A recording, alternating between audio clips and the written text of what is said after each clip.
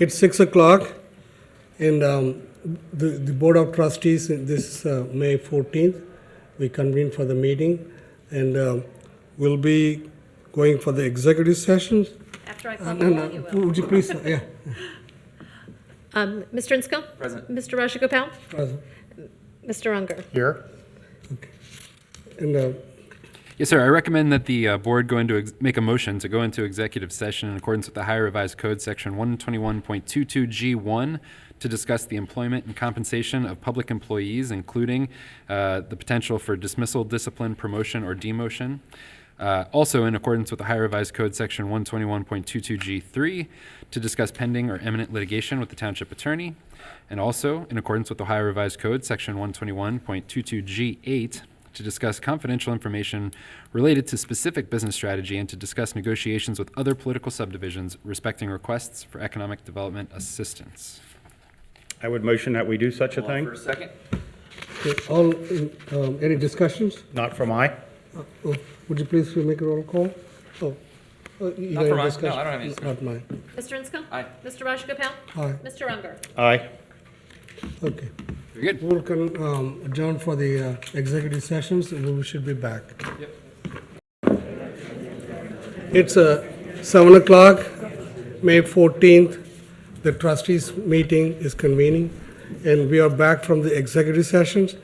Mr. Jeff Mills, do you have anything to report? You will after I call the roll. Okay. Please call the roll. Mr. Insko? Present. Mr. Rajagopal? Present. Mr. Unger? Here. Mr. Rajagopal, there is something to report. The board went into executive session in part in accordance with the Ohio Revised Code, Section 121.22G1, to discuss the employment, compensation of public employees, including dismissal, discipline, and promotion or demotion. On April 23rd, the board also went into executive session to discuss the very same issues. Today, I would recommend that the board move to amend the agenda to vote on the issuance of correspondence to former employee Mr. Paul Schwab. I would motion that we amend the agenda to do such a thing. And I'll offer a second. Okay, any discussions? Not for mine. Not from I. Heather, would you please take a roll call? Mr. Insko? Aye. Mr. Rajagopal? Aye. Mr. Unger? Aye. Thank you, Mr. Rajagopal. Next, I've prepared a letter for your signature that, suffice to say, it disaffirms the appeal. So Mr. Schwab appealed his termination, and it is my understanding that today the board wishes to deny or disaffirm his appeal, and this is a letter to that effect. I recommend a motion to approve this letter and direct the administrator to send it to Mr. Schwab. I would motion that we would approve this letter. I'll offer a second. Any discussions? Not for mine. Not from I. Okay. Mr. Heather, would you- Insko? Aye. Mr. Rajagopal? Aye. Mr. Unger?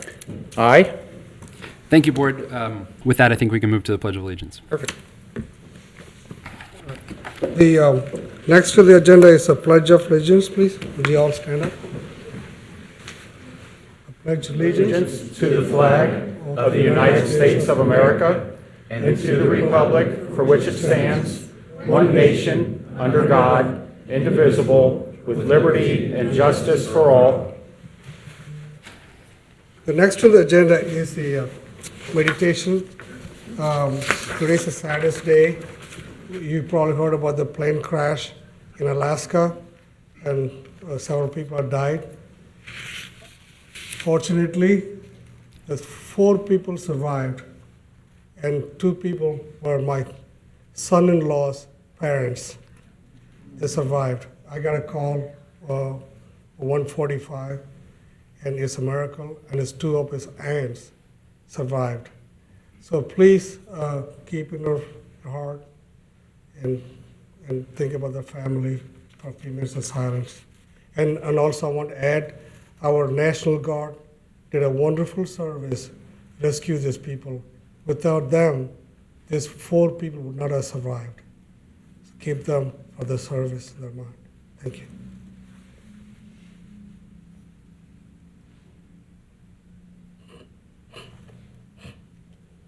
Thank you.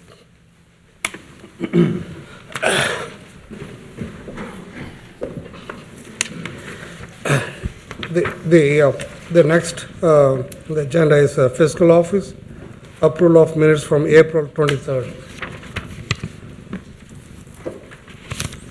Go ahead. Yeah, I have as Mr. Rajagopal mentioned, I have the minutes prepared for the board for the April 23rd, 2019 regular meeting. I would motion that we approve those minutes. I'll offer a second. Any discussions? Not for mine. Not from I. Heather, would you please make a roll call? Mr. Inscoe? Aye. Mr. Rajagopal? Aye. Mr. Unger? Aye. All right, here they are for your signature. Thank you. Okay. The next on the agenda is a presentation, White Oak, Montfort Heights, Kiwanis donations.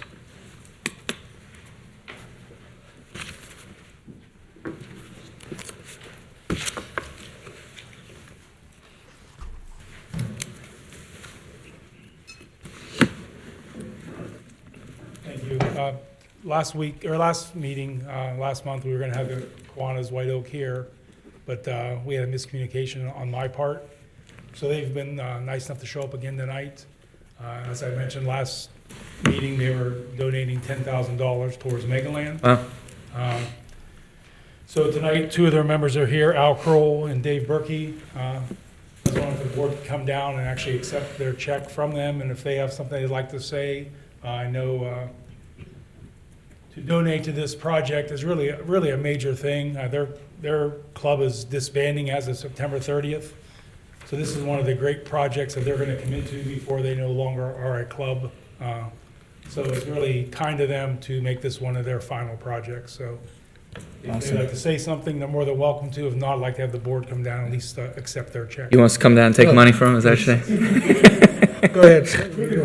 I mean, we're not that lazy. I mean, I come would like to say a few things. I want to tell you, I'm also Kiwanis. I've been there for 30 years. I'm the past lieutenant governor for the Kiwanis Club. You guys did amazing work for our community. I really admire your work. Say a few things. We really thank you for your donations for improve the standard of our community. Thanks. accept their check. I think you should accept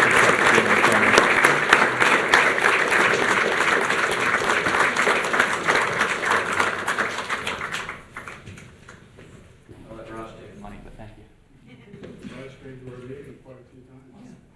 Thank you very much. I appreciate the work with your organization.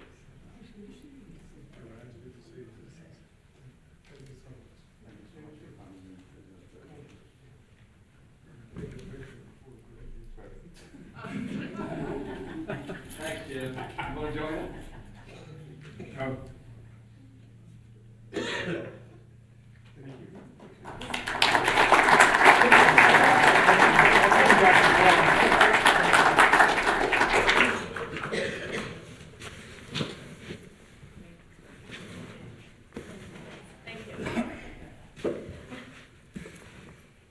That was awesome. Thank you. The next presentation is also mine. I'm here tonight to thank Mike Reifenberger. Mike began volunteering at Heritage Park in June of 2014. To date, he has eradicated over 32,000 honeysuckle plants and over 5,000 poison hemlock at Heritage Park. Because of his effort, our park is about 99% free of poison hemlock and honeysuckle, the two most invasive species really in Ohio. If you talk to other park districts or park departments, that's always their biggest challenge, is to how do we rid ourselves of these invasive species. And somehow Mike's found a way to do that at Heritage Park. Amazing. It's huge. Mike has also removed 867 tires, over 23,000 pounds of trash. He also maintains the primitive trail and other mulch beds. He has donated over 2,000 hours toward the park in the last 5 years. In honor of his donation or his volunteerism, we planted the tree at Heritage Park. It's one of our 225 trees by the Colerain Historical Society. This is tree number 7. And also we're going to put a plaque at his tree that says, "Thank you for your outstanding commitment to Heritage Park. Mike Reifenberger, May 14th, 2019. Awesome. I'd like to bring Mike up.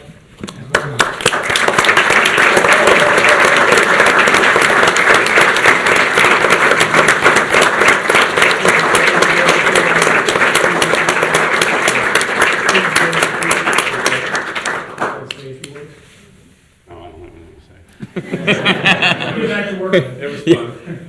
Thank you. It was fun. There's nothing Thank fun. you. Thank you so much for your efforts. It's Thank very you. much Thank you. appreciated. Thank you, sir. Thank you very much. The next on the agenda is recognition of Steve Fortinsky and Brad Miller for their service in the fire department.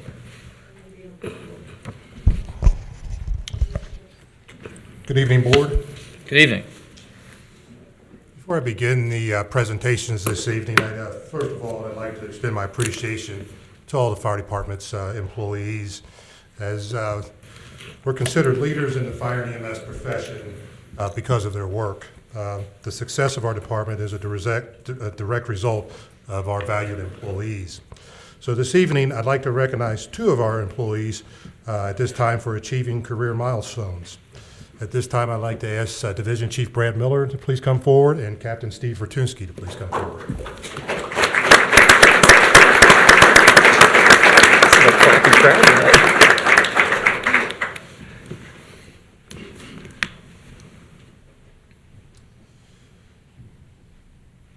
Division Chief Miller, to your right here, has served 35 years of service to the community and to the department. When the department transitioned to a combination form of staffing the fire stations using part-time employees, Chief Miller was one of the original part-time firefighters. During his tenure, Chief Miller has promoted through the ranks, holding several certifications and serving in several different capacities while providing valuable leadership and command presence within the department and the community. Currently, Chief Miller is assigned to the department's Operation Bureau as a command officer during emergency operations and administering the part-time staff of our operations. Congratulations, Brad.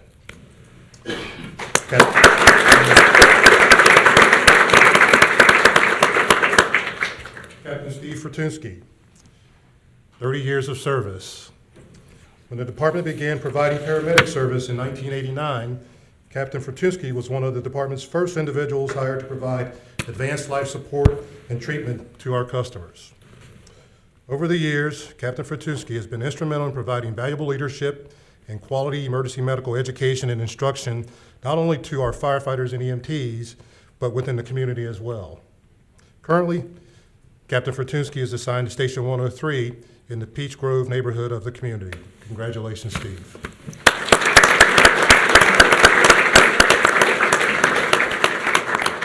Chief Miller, Steve Fortinsky, Captain Fortinsky, with regard to each of you for your part of that you've played in maintaining our performance standards and commitment to excellence, as a symbol of our appreciation for your many years of service to the department and community, I present each of you with a plaque for your contributions each of you have made to the success for our department and meeting our mission.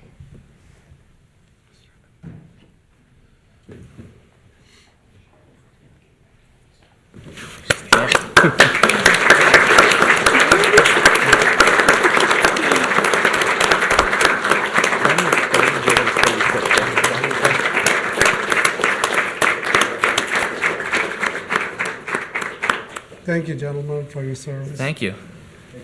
Steve, you ever feel like the new guy since he's been here 6 years longer than you? Is that Every day. every day? Our next presentation, each year during National Emergency Medical Services Week, the department recognizes employees as EMS Providers of the Year.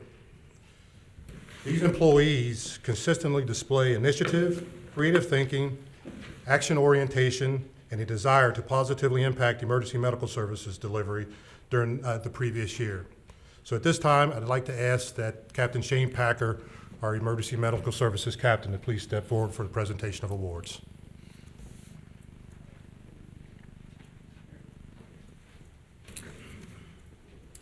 Good evening. Good evening.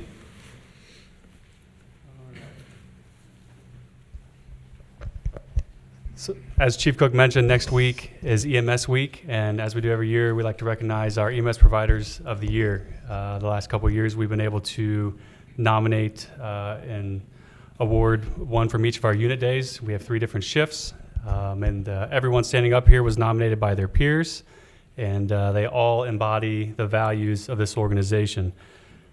as Chief Cook mentioned, we're a leader within the region, throughout the state. But what separates us from the other departments is the people and the culture, right? Every other firehouse has the fire engine, the ladder, the medic unit. It's the people and the culture that truly make this organization great. The commitment to excellence within this culture, it starts from the top to the bottom. And so tonight, it's great to be able to recognize some of those people. With us from Unit 1, Eric Riefenberger. Eric Riefenberger started with the department in 2005. He and I were hired together, and it's a pleasure to be able to spend my entire career with Eric.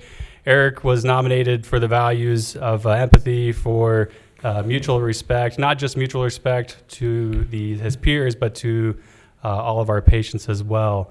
Amber started here in 2016. She was nominated by multiple peers for the values of compassion as well as mutual respect. And then Brian McGinn here, who started in 2002 and has also served in the military, I think it was, what you said, 6 years as a medical sergeant. So we talk about the selfless public servant, a gentleman who is truly a selfless public servant and embodies all the values with teamwork, customer service, and respect. Mr. McGinn right here. So with that, I would like to say thank you to all three of them and congratulations on this well-deserved recognition.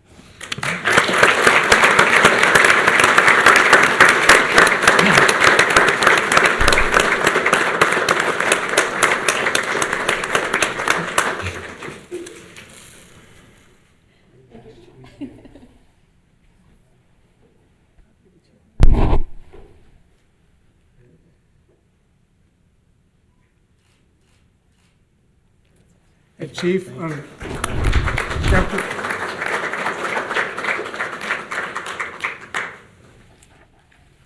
I just want to make a comment. We have the best fire department, one of the best in the country. Amen. We are so proud of all the work you guys do. I heard they saved someone like you. Is that true? Yes, yes, they did. Yes, they did. Go ahead, Chief.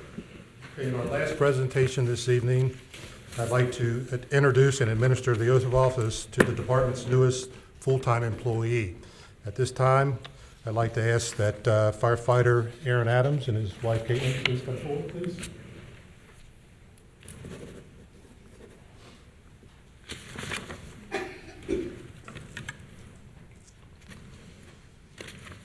Firefighter Adams began his tenure with the department in September 2017.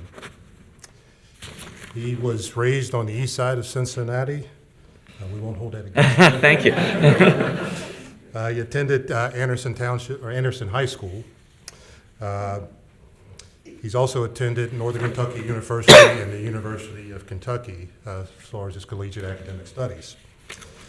Aaron graduated Colerain's Fire Academy in June of 2017, and a special congratulations, he just passed his paramedic certifications, and so he's Nice. now officially a paramedic as of just Congrats. 2 days ago. So congratulations there. Yeah. So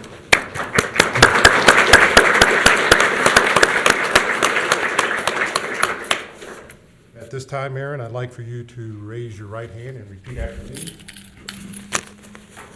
I state your name.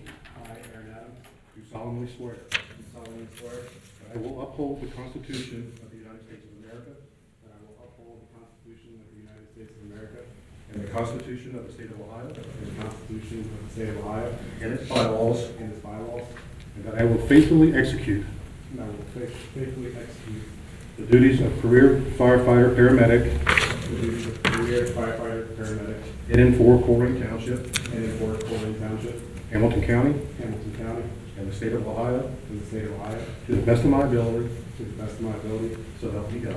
so help me God.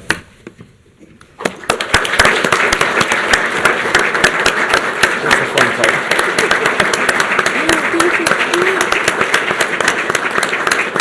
You got a band-aid.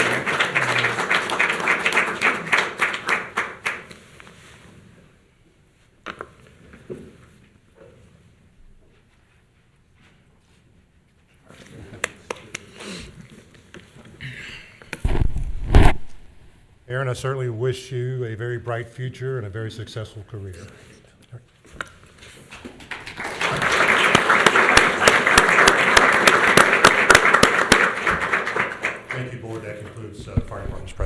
Thanks, I appreciate that. Thank you, Chief. We love seeing people at their best. That's fun.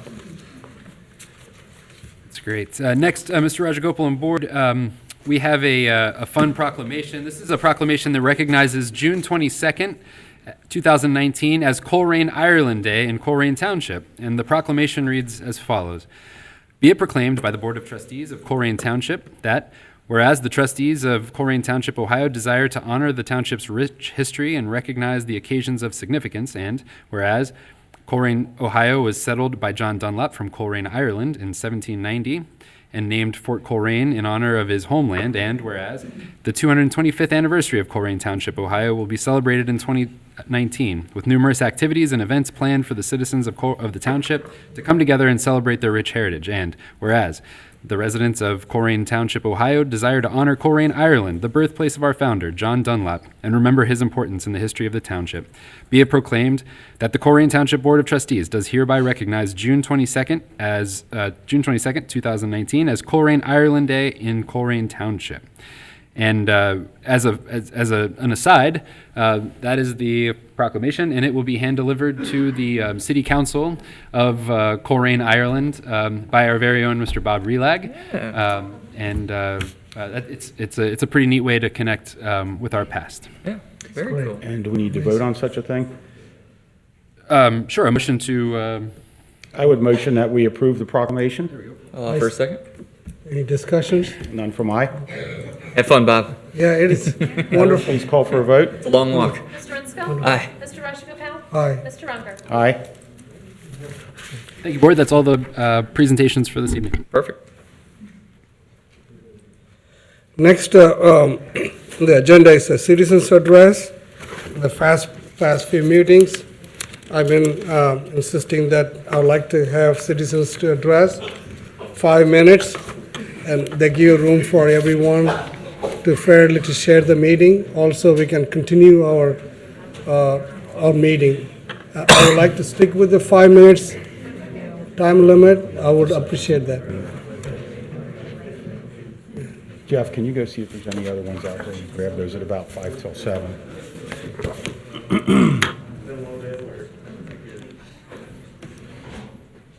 Hold on until he gets over. Yeah, it'll be difficult to hear otherwise.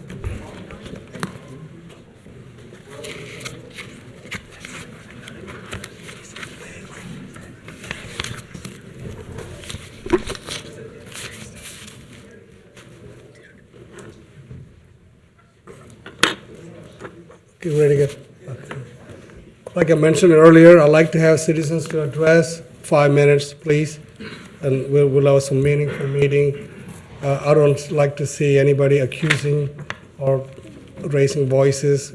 Let's all work together, build a strong relationship with the township and the citizens. And I'll go by the list here. Sharon Sligar, I'm sorry. Sharon Sligar. Where's your baseball bat? You got the jersey. How you doing, Sharon? In my car. First of all, Dan, I would like to thank you for the Rumpke situation in our neighborhood. Greg over here just puts on Facebook, called Rumpke. Well, when you call Rumpke and you're a citizen, they say, we're shorthanded. There's about 4 of us that called Rumpke, but They had called Rumpke and they were there good. like the next day. Okay, that's really what I wanted to say. And Thank you. Yes, right, thank that you. little situation I talked to you about on the phone. I talked to a lieutenant from the police department, and he got very snotty. Didn't like him at all. His response to me when I said something about the drug use in the house was, "Well, I think you got a vendetta against these people." So, oh well. I've come to the conclusion. Colerain Township makes their own laws, because the lieutenant actually told me, because I think Chief Denny was on vacation. The lieutenant actually told me that you can take a license plate off another vehicle and put it on that one.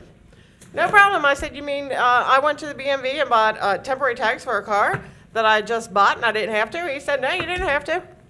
Why are we buying temporary tags? If this officer is going to tell us that we can go ahead and take tags off of a different car and put on it? Anybody? at all? Well, Actually, I did that when I purchased my vehicle, but the dealership took care of transferring that license plate from my old vehicle to my new vehicle. Right. We're not talking about transferring. Yeah, I would hope We're this is a talking about- misunderstanding and he didn't tell them to put on the wrong tags on a vehicle they didn't go to. Because that's the way you interpreted it, and I see how Heather's interpreting it. I don't know because I haven't spoke to the lieutenant, but we that's can not- find that Yeah, out. that's not what the lieutenant I see what you're saying. had told me. I would hope he wouldn't That's not. give what advice he- like that if that's the That was case. not what he told me, so I figured that, hey, Colerain Township apparently makes their own rules now. We don't follow the state of Ohio, we make our own rules. Sorry, Chief Denny, wherever you're at, if you're even here. Chief, would you like to address? Yeah, I heard the conversation. It's explained to you that that car would have valid tags on it. No, it had no tags on it whatsoever. So it's not an issue. But after the meeting. It had no tags on it whatsoever, and as a matter of fact, the next day, they came and towed it. There was no tags. None whatsoever. There were not tags on it. It had valid registration attached to it. So when is it illegal to put a car with no tags on it on the street for 3 or 4 days? I got a ticket for mine being on the street with no tag on it, and it was only on the street for 2 hours. So when is that legal in Colerain? Apparently, it is now. And Kevin, I would like to thank you for the work crew. Those guys are hilarious over there. Except for last night when the chief might tell you they kind of had a little problem with the house across the street and their gas leak. Might have been related to the construction, might not have. I had one of the construction guys was trying to help me with my groceries because we had to park so far away. And a neighbor down the street was standing on her porch, and this construction guy took my groceries and gave it to my neighbor. I was like, why'd you give my groceries to my neighbor? He goes, don't you live there? I said, no. That's the wrong house. Okay. Thank you, and Heather, we're going to miss you. Thanks, Sharon. Thank you, Sharon. Next on the list is Bruce. How you doing, Bruce? Pretty good. Excellent. Trustees and the rest of the community. One of the things that I've been going over in my mind, dealing with this Megaland business, is that after reading all the proposals and have them rejected and so forth, are we actually doing this right? And Greg, I know you want mega, but are we really into having a park and amenities that are trying to outshine Green Township or Anderson Township or whoever's putting in the next mega whatever? Taking a more of a KISS type of person, keep it simple, and going back to when I actually used this kind of stuff back in the 50s, the simple slides and swings and teeter-totters and what have you were robust enough that it didn't have to be replaced on a routine basis, maybe painted. And you leave it up to the child to use their own imagination on how to play instead of giving them all kind of things to do whatever. Also came across my mind, because it came up in one of the presentations, of a zip line. That may be a wow factor, but who's going to do the liability on these things? Because at some point, you put more of these fancy amenities in, the chance of injury comes up and the greater chance of the township being sued for having that amenity as a nuisance. So to me, keep it simple, put the regular amenities in there, make sure the ground is nice and rubbery so if when kids fall, they don't get injured. So that's my 2 cents worth. Thanks. Thanks, Thank Bruce. you, Bruce. Thanks. Thank you very much.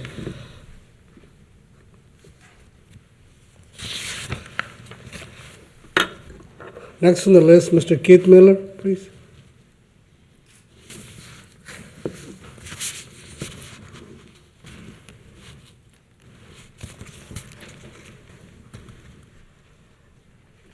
How you doing, Keith?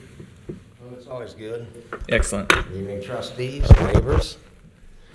I never know what I'm going to say when I get up here, Well, a lot of stuff bothers me, what's going on here.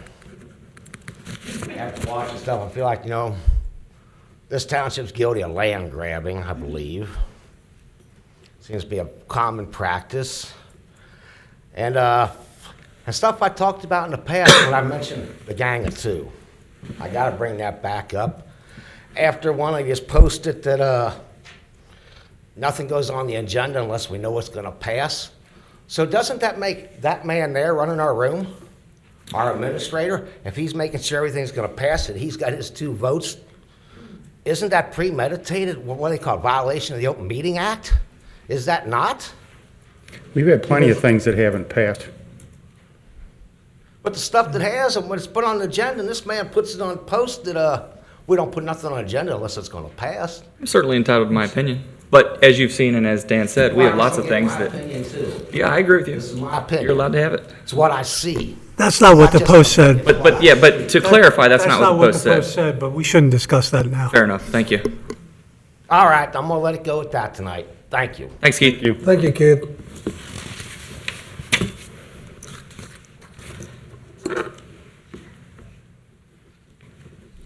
Kathy Moore, please.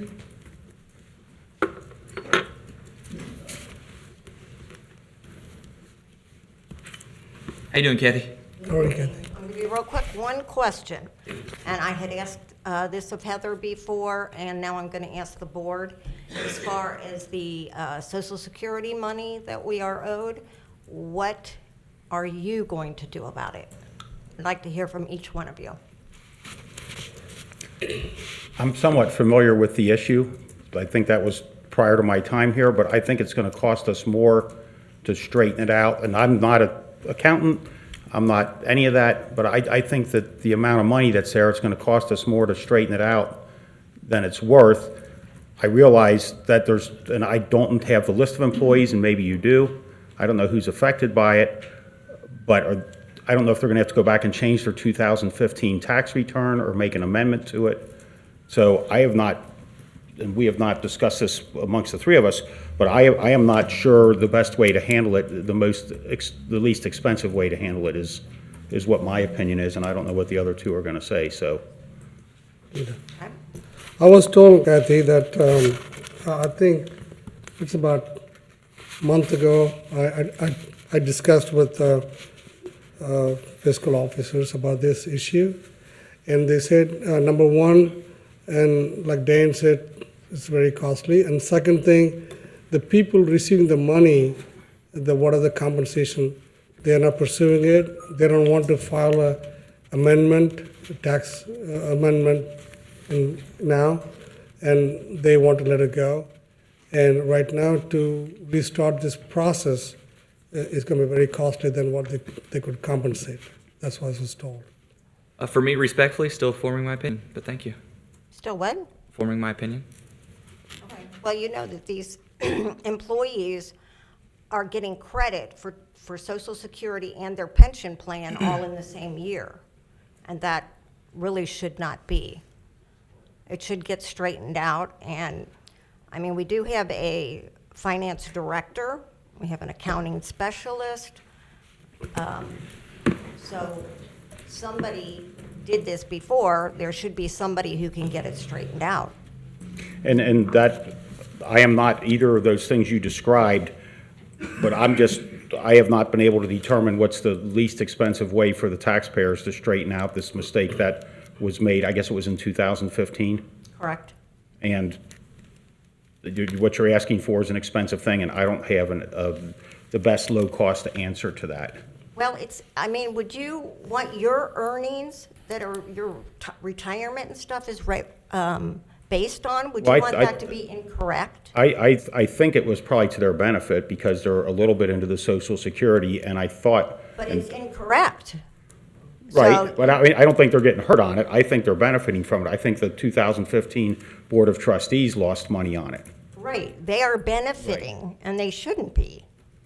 They should be benefiting from the Ohio fire pension. Right, and I thought that previous to. I think you need to maybe get with your legal attorney and figure out, because something really needs to be done about this. And Fair enough.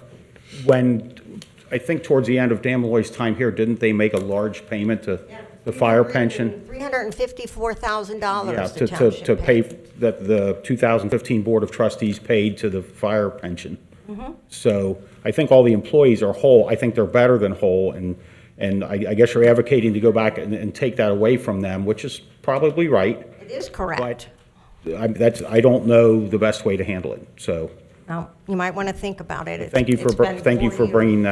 bringing that to us. Thank you, Kathy. The next is Mr. Jim Acton, please.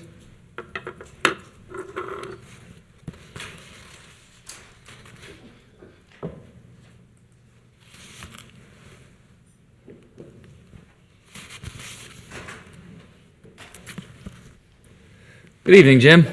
It cost me 14 seconds, huh? We're on a tight ship around here, huh? Good evening, gentlemen. Couple of things before I get into what I really want to talk about. Mr. Schwarzkopf, I would like to thank you for getting your road crew out and getting their job done at my house very quickly. It looks beautiful, and next time I'm going to ask that you come along with them, though. There was a question brought up about Megaland. Do any of you gentlemen have any backgrounds in parks? 20 years. Working there. Yeah. I was the first Megaland.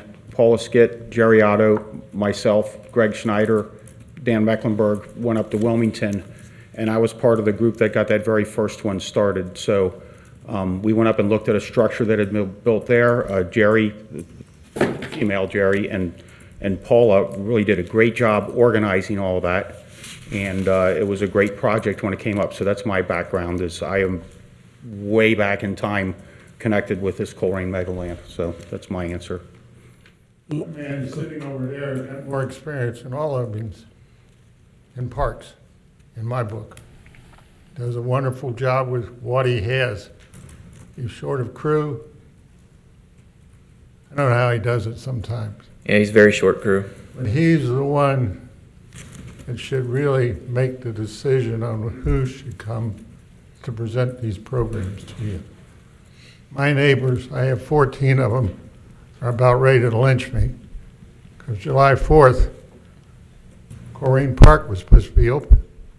Ain't no way in the world. So when are you guys going to let Mr. Schwarzkopf and his crew get a plan together to get Megaland there?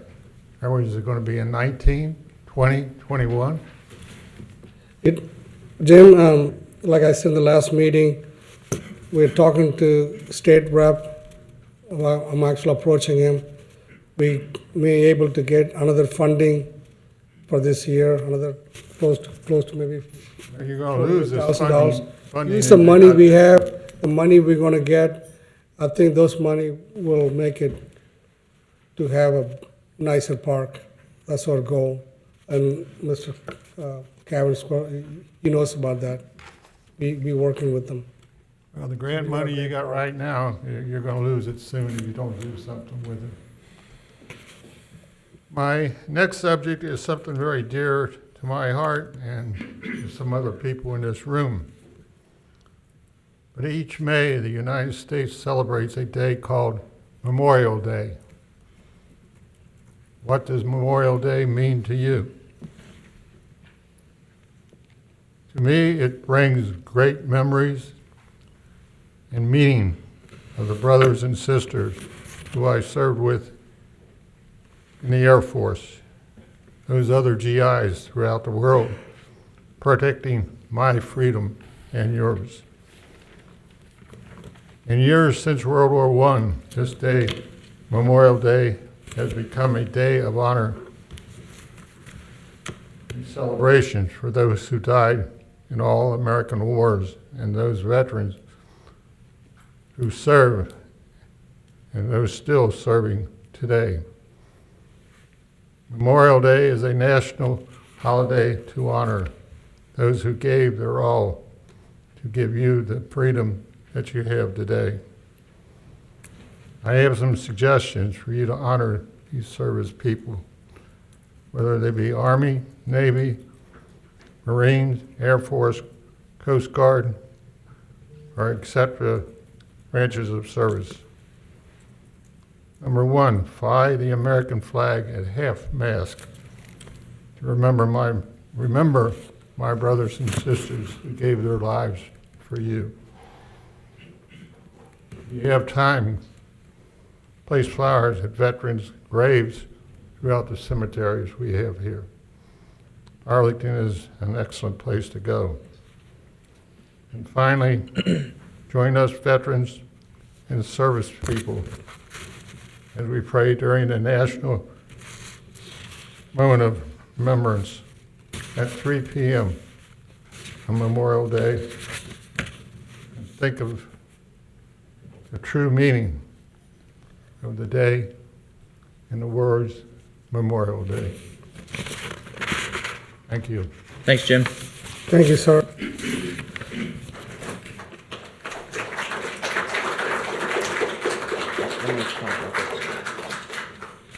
Just a reminder, 10 a.m. at the Gateway, at the corner of Colerain and Springdale will be our Memorial Day celebration, so you're all welcome to join us. The next on the list is Miss Stephanie Wright, please. There's not that many today.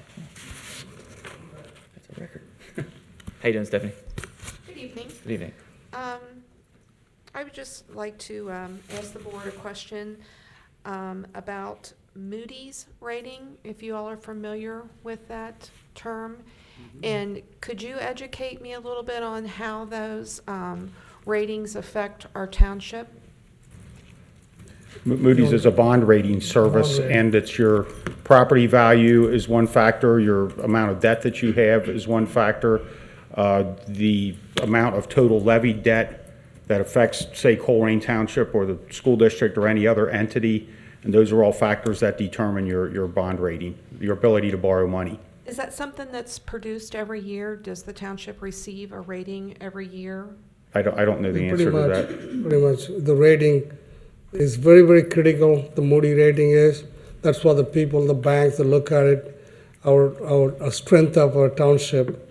Whether I think the last meeting I mentioned about that and asked, we got very good rating, Colerain Township, the bond rating. That's based on the rating. The banks loan some money, all the project we can continue, and also people, the private investor also, buy the bonds to brokers. It's very critical to have the good rating. Do you actually know what our Moody rating is for this year? Do you know? Do you have some new information? No, I'm just. I'll find out. I'll let you know. I went back and Email. looked at past trustee meetings, and it seemed to be something that was mentioned almost yearly and almost bragged upon about how great the township's Moody rating was. And the way that I kind of look at that from a layman's point of view is that it's like your credit score. Correct. You pay your loans off on time. You have good credit score, which enables you to get a lower interest rate on something that you might be financing in the near future. So the reason I was asking about that is that the township in the past year has entered into some pretty significant TIFs, and I believe those ratings would be based probably partially upon what the township's Moody rating is. And my concern is that with the Duke project coming to fruition here very soon, that the township would be securing another TIF on that property. And I was just wondering if we're in good standing or if it has changed over the past couple years and what the township has done negatively or positively to increase that change, or what might have transpired that we could learn from, that if it's not as high as it used to be, why not? And what can we do, or what can the board do to raise that rating? The next question I have is, the township is very active in property maintenance codes. Our township website actually has a section that you can request or complain about a property in your neighborhood that the grass is too high or the car might be parked on the lawn. It's our customer service request portion of our township website. In November 30th of 2018, I personally filed some complaints with that system. All of them happen to be on commercial property. I find that the township has been lax in filing and having those property owners maintain their property. And also there is a vacant property maintenance license agreement, that's a mouthful, that the township requires on all commercial property. What that kind of does is it protects us as the township for liability. They have to retain a certain amount of liability on the building if it's vacant. And it also lets us know as a township to maybe keep an eye on the property, that it is vacant, and make sure that they are following all codes as far as grass cutting, making sure that the building is kept sightly. So I filed 4 of those in November 10th of 2018. And as of today, no vacant license maintenance agreements have been received on those. I just checked the CSR. I was wondering what the delay is in that. We're so going after our residents for not maintaining and doing the right thing with their property. Just wondering why the township's dropping the ball on the commercial part of that.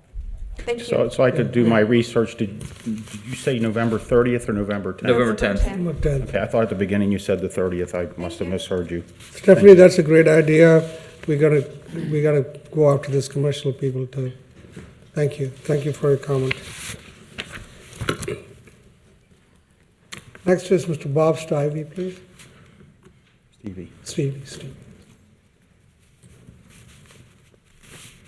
How you doing, Bob? Hey, Bob. My handwriting must be pretty bad, so. I corrected him. Good evening. I want to thank the Colerain Township Administration for the work that was done for the house that was removed at the corner of Sheed and Gaines. I'm glad to see that that particular building has disappeared and is now just a nice large patch of grass. It was certainly an eyesore. The next step in the process, though, because I think the opportunity is now there to straighten out Gaines Road and make the intersection of Gaines and Sheed safer, would be to ask the commissioners of Hamilton County to engage in some sort of engineering study and then proceed with some construction. That is, I think, one of the most dangerous intersections in Hamilton County. I travel all over the county all the time, and it is almost impossible to get to the bottom of that hill and then try and turn left safely. And I'm always concerned, and thankfully I rarely, if ever, see a semi-truck go down that hill, because there's absolutely no way they could turn left and get without having an accident if somebody came through there. And the same for a school bus. I'm at this point in time, since that Copper Creek development is progressing, I think you're going to have even more traffic on that road, so I would appreciate it if the trustees would initiate and create a letter to the Hamilton County Commissioners to engage in the next step of the process to straighten out that road. That'll give the drivers much more time there to make a judgment as to whether or not they should be going so fast through that intersection and make a left turn safely. The second thing I'd like to say, it was an event Saturday evening, and Commissioner Driehaus was talking about the Colerain Fire Department and complimenting them on their work for the opioid epidemic, and indicating that it was a model for the state of Ohio. So I think, again, Chief, that's a high compliment. Yeah, high So praise. Thank for you sure. very much. Hey, Bob, that, you talk about She Road, you were part of that meeting, as you and I both know, and thank you for coming that day when you and I and Jeff and a couple people from the county came down to look at that. And for those not familiar with what you're talking about, it is a very dangerous intersection. The safest time to make a left there is at night when you can see headlights coming. There's really no other Right. safe time, and the new subdivision that's being constructed just across the street is certainly going to add to the traffic problems there, the traffic opportunities to get the road straightened out. So thanks for being a part of that group also. You have a little bit of credit coming on it, so I just want to get it done. start pushing us and then we jump, so. Amen. Thank you. Hey, Bob, I want to thank your wife, Dr. Kathy Stivey. She's volunteered to start some program, especially the prenatal program, people affected with the opiate crisis, Township, and something that I'm looking forward to work with her and also our fire department. And our department is number one in the country in the opiate, addressing this opiate crisis. And I'm looking forward to work with the wife, Dr. Kathy. Thank you, sir. Thank you, Bob. Thank you.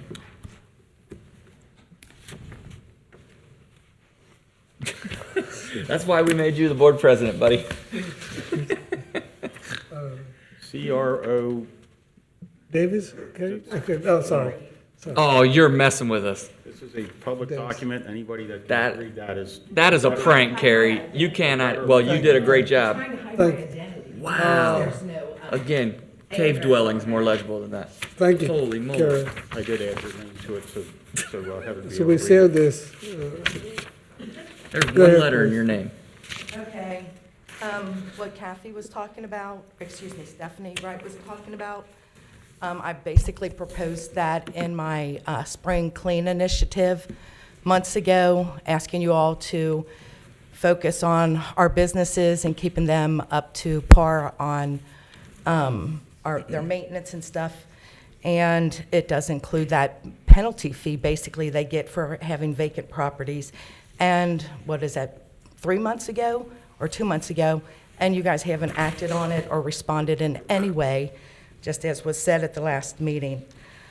While we're talking about the zoning, I was wondering, and you can answer me after I finish, why are we charging residents $350 to appeal their cases for variances when Springfield Township only charges $150? I think Westchester only charges $200, and the statute actually reads that we are only allowed to charge them what it exactly cost us to hold that hearing, and we are supposed to be refunding the difference to anyone afterwards, and it's mainly to cover the legal fees. And we have not ever returned the money to our residents who have challenged our zoning decisions. So we owe them thousands of dollars over the last few years. I wanted to state just generally that in regards to the lawsuit, I hope the board starts looking more at the definitions between receiving information from your administrators and your staff and where you cross the line to deliberations. I don't expect a response, and I know you guys should not respond, but I want you to really closely look at that and look at the case law, and you'll see there's a significant difference between how we're operating and what we are supposed to be doing. Another thing, last week after the meeting, the chief of police issued a false statement on a county-owned and controlled Facebook page. Last I checked, it is still there. I posted videos that proved that his statement was false. He deleted those videos. I've brought it to your attention. Mr. Insco is very well aware of it because he shared it multiple times, even though he knew that the information in that statement was false.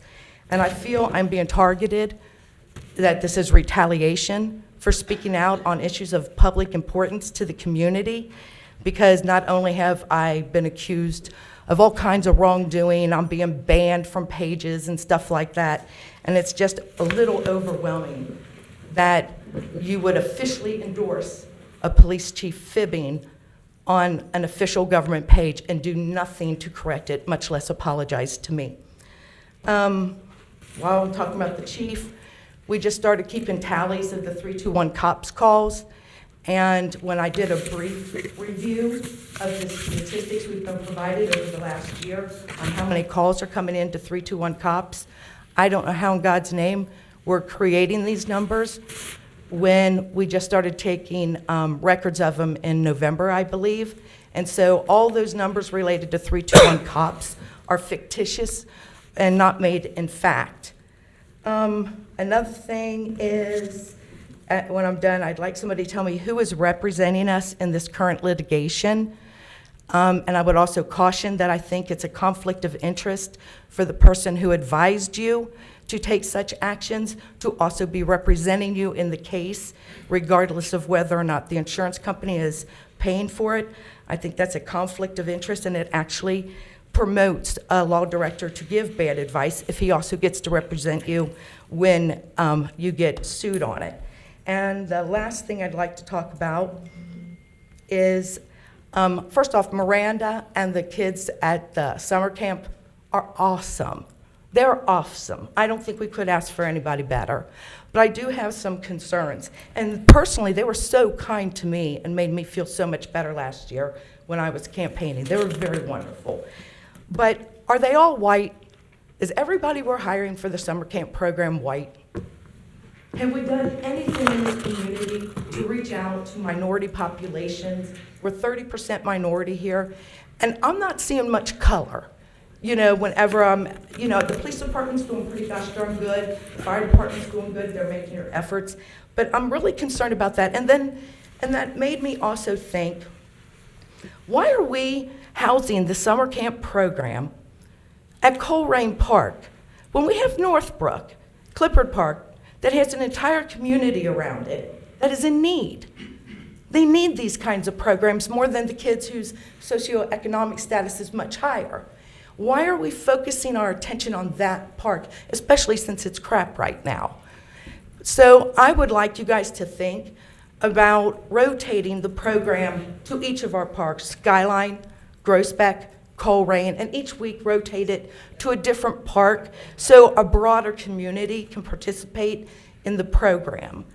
And I was wondering, when are we going to do a vote on the program? You know, we have not voted to have that on the program. Mr. Ensko seems to believe that if it's appropriated, that is equal to passing a resolution. This has not been voted on. There has been no public discussions, yet our township is out there officially getting people to sign up for a program that apparently only you guys know is approved. None of us know it's approved. There's no legal document saying the program's been approved for this year.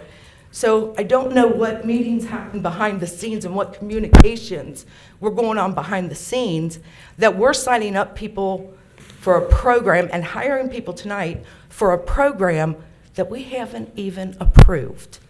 So those are a few of the questions, if you could help me with them. Thank you.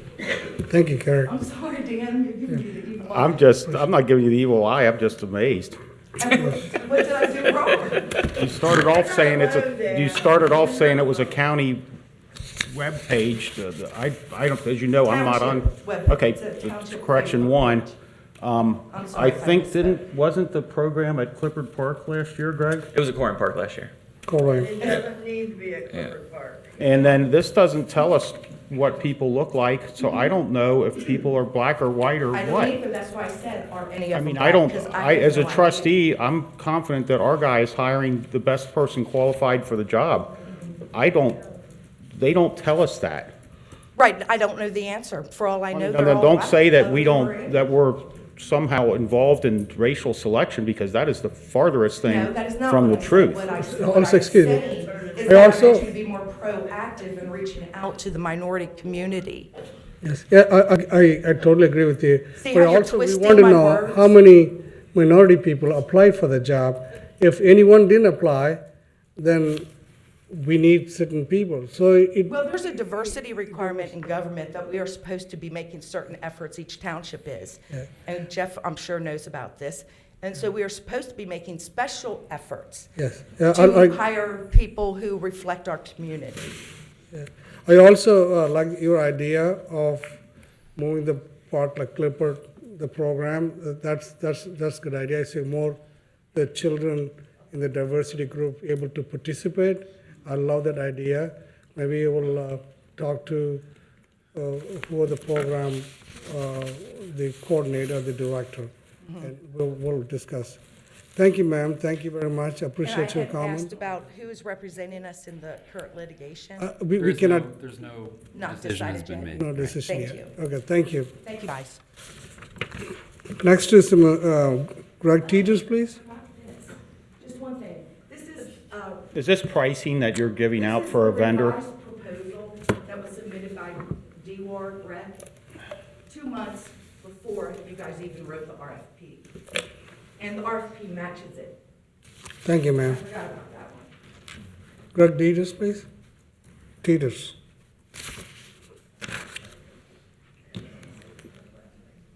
Good evening, guys. Good evening. Yeah, I just wanted to let you guys know that I'd like to try to get some kind of resolution to the noise ordinance. I mean, the way it's stated right now, we don't have a decibel level on it. And I've got a neighbor that continuously is calling, complaining about the noise that I have down there at McDonald's. I've reached out, tried to make amends with him. I don't know what the issue is with him and myself. I mean, I never talked to the man really, but I'd like to try to put a decibel level on or something. He's wasting a lot of our township police department's time by complaining, and them the officers are only doing their job coming down, and there's not a problem. And then all of a sudden we do have a problem. Sir, this issue, me and myself, Chief, we talked about this last week, and we're going to come up with some kind of creative ideas how to protect the local people, the local business, and also, okay, you probably hear from us very soon about this. Okay. Thank I you. just want to Yes, touch sir. base with you. Yeah, Make we are- sure we're still looking forward. Could on you the- come up here and give me your phone number? I've It never, might be on the, did he send? I'd just like to have it so I can follow up with you after the meeting. Don't worry, he's harmless. I'm harmless, but I always prefer talking to people so I can learn more that way. I appreciate it, thanks.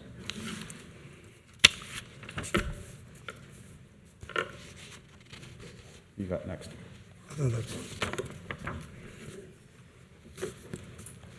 I heard you make a good hamburger, is that true? Hoagie. Okay, Oh, meatball hoagie? There you go. thanks. Thank you. So thank you very much, and we are working on. Thank you for all the service you do for the community. Okay, that concludes all our citizen address. Now we move forward to the administrative reports. Very good. Thank you, Mr. Rajagopal and Board. We'll begin the administrative reports with Chief Mark Denny of the Police Department.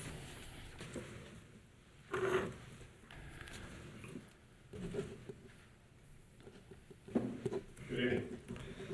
Good evening. Yeah, the April activity report for the board.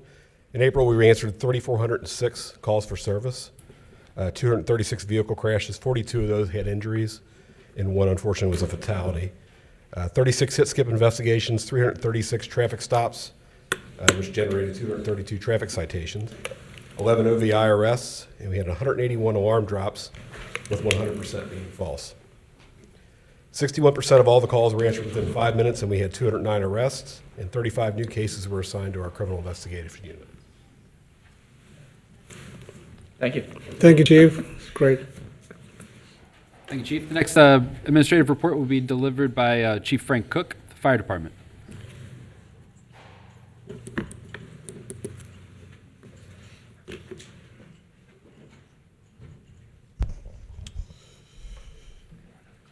The fire department's emergency incident activity for April included 718 EMS incidents that we responded to in the township, 144 fire incidents, and 30 runs into the Springfield contract area of Pleasant Run Farms. We had 2 significant fires during the month. One was a very expensive vehicle fire in the 3800 block of Struble Road, and the second one was a building fire on Saturday, April 20th, in the 6500 block of Blue Rock Road. The reported fire loss for the month was $285,714. Our average response time for the first arriving unit was 5 minutes and 9 seconds. First arriving units on the scene in less than 6 minutes was 73.39% of the time.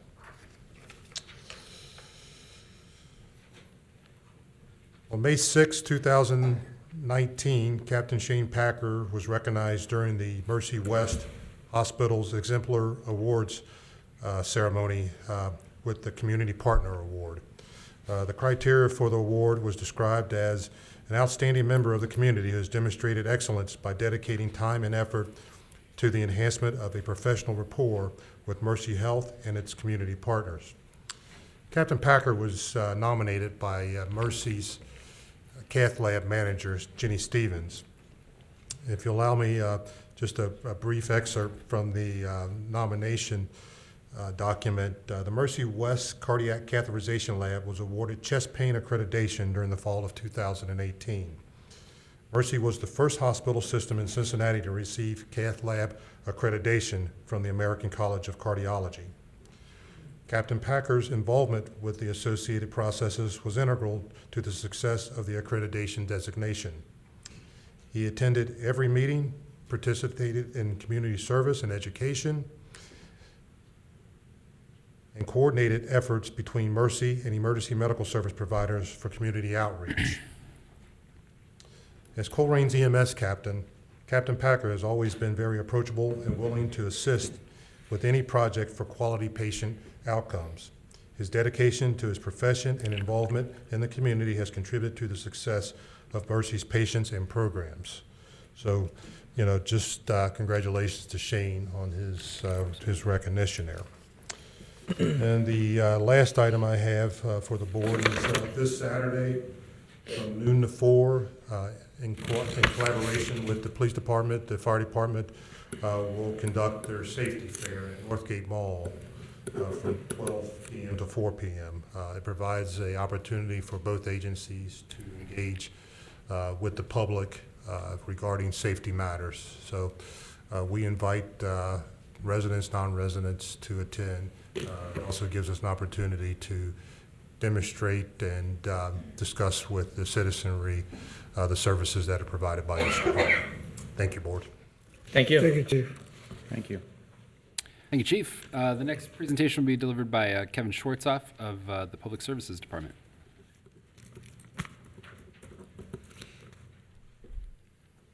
How's the sunflower field looking? Very good. Excellent. 3 inches high. 3 inches of sunflowers. That's what I'm talking about.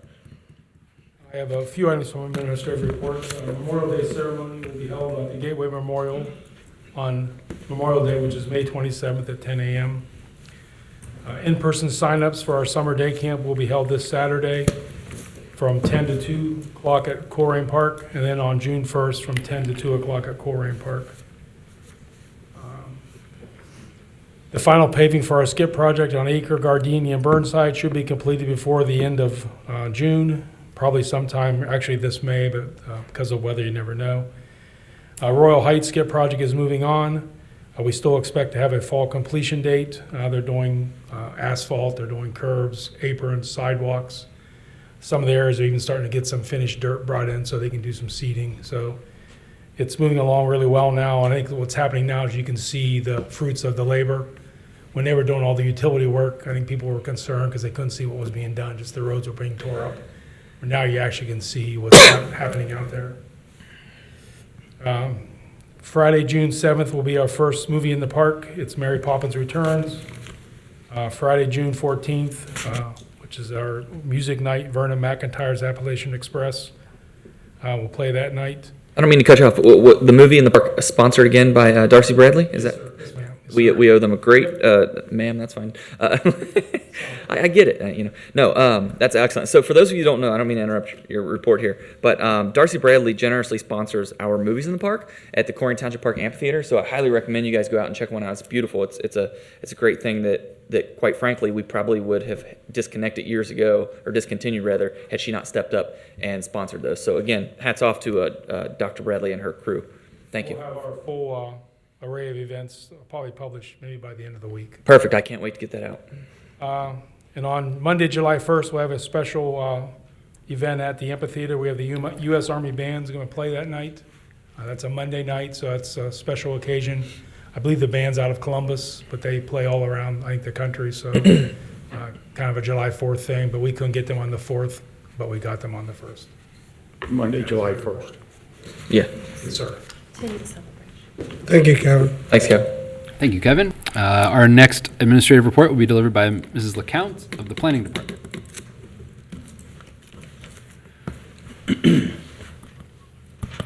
How you doing, Jenna? All right, how are you? Excellent. Hello, Jenna. Right, so it is mid-May, the grass is growing. We will have our first resolution for nuisance abatement in front of you this evening. Lots of complaints on grass. If you see the bright orange sticker on someone's front door, that means we've already tackled it and it is in process. Unfortunately, Tom's last day with us will be tomorrow. Hate to hear that. So we do have his seasonal position open online, and I believe we're closing that the 17th or thereabouts. So we're hoping to fill that quickly and have that before you for your approval in the very near future. We're looking to hire two then, is that what you're saying? We are looking to hire two, correct. Okay. One part-time year-round, one seasonal. Okay. We just completed the land use recommendation open house. We will scan those boards in and post them online for comment for those who were unable to attend this evening. We'd love to hear all comments on that. We are still in draft form, so nothing is finalized as of yet. We're looking to have that hopefully moving through the approvals process starting in July, and then ideally in front of this board for your adoption into the comprehensive plan in August. The energy plan, due to a little snafu at the Regional Planning Commission, has been bumped back a month. Will be in front of the Regional Planning Commission in June, and then in front of this board for your approval and adoption into the comprehensive plan in July. The housing plan the housing plan element of the comprehensive plan is in process, and we will soon be in process on a couple other of the elements of that comprehensive plan. Additionally, if you see some markings on your sidewalks, if you live on a township roadway and you see some markings in front of your property, it is because we are currently working to disperse our CDBG dollars for the sidewalk maintenance program. Those assessments are currently taking place in our low and moderate areas as identified by OKI, so that we can hopefully begin construction in this warm weather season. And lastly, we are looking to get a grant application together for transportation alternative funding to hopefully leverage some funds from our current sidewalk fund that we have set aside, hopefully leverage those dollars and get a bigger project out of it. So we're hoping to get that application in early June, and hopefully I have good news to report back to you about that later this year. Thank you, Jenna. Great work. Yes, thanks, Jenna. Excellent work. Very good, and I'll keep my administrative report very brief. We in Colerain Township are the beneficiaries of a great diversity of thought. There are those in our community that are glass half full folks, and there are folks in our community that are glass half empty folks. When it comes to Colerain Township and the work that the 250 employees of Colerain Township do, I'm a glass all the way full kind of guy. This organization is an incredible organization. I'm very proud of the work that they do in and out, day in and day out. Our leadership team has done incredible work, especially as it relates to progressing the strategic plan that you all adopted last December. We don't have to look very far to see works of goodness in our community. The White Oak Montford Heights Kiwanis donation tonight was significant. It was absolutely significant, and it shows how much institutions in our community believe in us. And I appreciate that faith, and would never do anything to rattle that faith. Mr. Riefenberger, who has eliminated invasive species in our parks. Mr. Fortunsky and Mr. Miller, who have given their entire lives to this township. It's just incredible. We are fortunate to live in such a resource-rich community, and that's something that gets me out of bed every single morning. So thanks again for the opportunity. Thank you for all the work you do, and I totally agree with everything you said, so thank you. I think that strategic planning, we are really working on this, and we follow on the guidelines of what and we'll see 2019, all the strategic planning will come in effect. Yep. Thank you, Jeff. The next on the agenda is a trustees report. Who you guys want to go first? Go Mine's ahead. about 30 seconds. All right, and I'll see if I can top you then. I'm sure you will. 30 minutes. A realtor that I know, I had a conversation with them in the last few days, and the amount of available houses for people to purchase in Colerain Township is 55. Very few, and they turn over in about a week. So people want to live here. They're buying houses here. They're paying the asking price or more, and I'm just really pleased with that. My only other, I've looked at a bunch more zoning violations. People, please call me, 404-3057.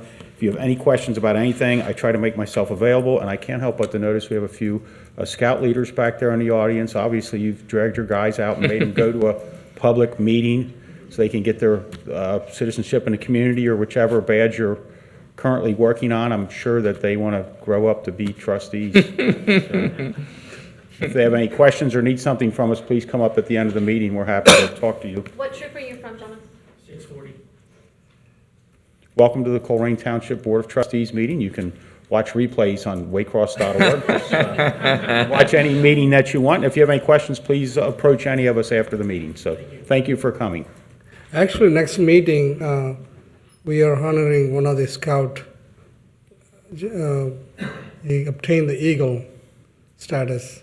Amazing. So we'll have proclamation next week. Love it. And next meeting. Thank you very much. Go ahead. All right, actually, this was the slowest month I've had since I got elected, so I don't have anything to report. Okay, Raj, you're next. But I will briefly say this.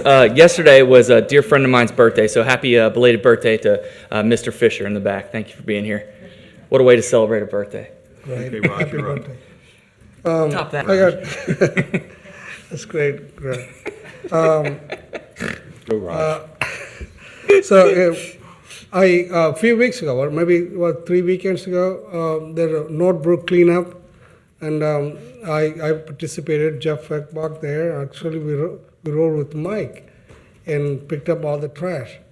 It's actually eye-opening.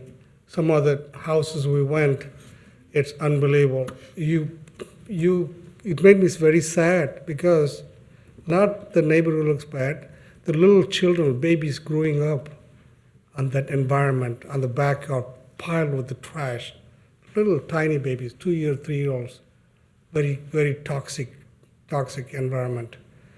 So we picked up unbelievable trash, Northbrook community, and the Winebrook staff people, they all helped. It was amazing work. I think we should do it. It's very successful. Is it second year, third year? Laura there? Third year. The people are very dedicated. What it made me is very sad. Me and Jeff, we went and saw, we got to do something, some of this environment, they live in the house. Some people, they don't have electricity, and they cannot even pay for the pickup trash Rumkey. So what do? They put the trash in the vans, in the backyard, they dump them everywhere. And that's where the little children growing up, very toxic. So I called Jeff Mills, man, I'd like to meet with our leadership team. What we going to do about this? We cannot just issue tickets. So we talked pretty long, lengthy time. We had a good discussion with the Jenna and Kevin, all our leadership team. Police chief was there too. And we come up with, the team come up with some ideas. In the 2020, we're gonna have a strategic plan and budget. It's called the Neighborhood Cleanup Initiative. Would identify the biggest junk and debris offenders, reach out to them, and divide them into two groups. Those that can clean up their property and those that won't clean up their property. I mean, number one, those who can't clean up their property because the level, the poor, and they can pay anything, they're medically disabled, and they got nobody to help them. The second is those that can, but they won't clean up the property. For those in group one, the township would partner with Keep Cincinnati Beautiful, people working cooperatively, a Greater Northbrook community, Hamilton County Public Health, because they also involved in this is a public health problem, crisis. And Hamilton County Jobs and Family Service, because these children's services, we need to bring them. These children growing up in this environment. And Hamilton County Probation Department, others to come into the property. So, and Jeff wrote this idea, proposals, that we are going to aggressively have the strategic planning, also have funds available for, designated funding for this initiative. I think this is a good way to direct. We continue to do the law enforcing, and Jenna and the police department working together, and our court judges doing tremendous work helping the Colerain Township Judge Bouchard. So this, I want to report to this, and this is what our task begin with, building a strong neighborhood. Thereby we are a good Colerain Township. So this is my report. I'd like to make it happen. Thanks, Josh. Thank you. Thank you, Mr. Rajagopal. Board, okay. Now we move into the new business portion of our meeting. The first item of new business is in the public safety departments, and Chief Cook will be presenting the first item.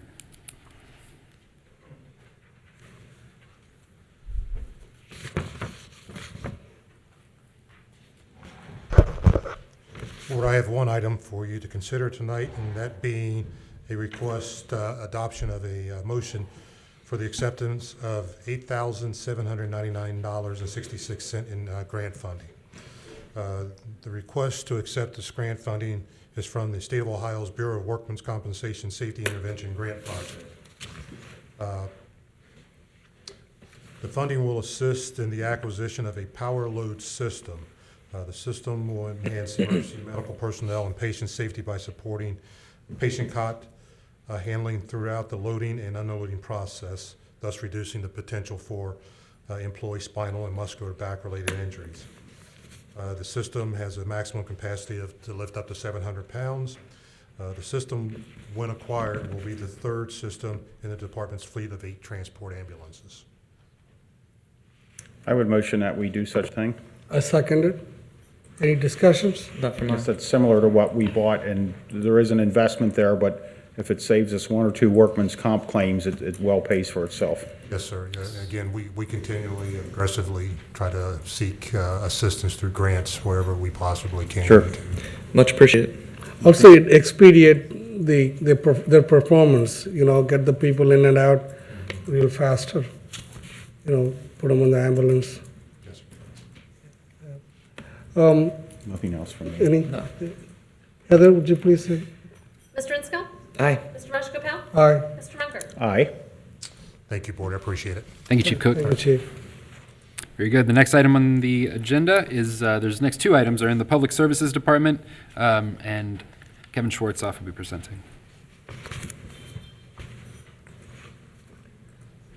Thank you, Mr. Mills. I have 2 items tonight. The first item is a motion to change the name of a township street. I recommend the approval of a motion to request to change the name of Heritage Way, which is outside the township building here, to Dale Woods Way in honor and memory of fallen police officer Dale Woods.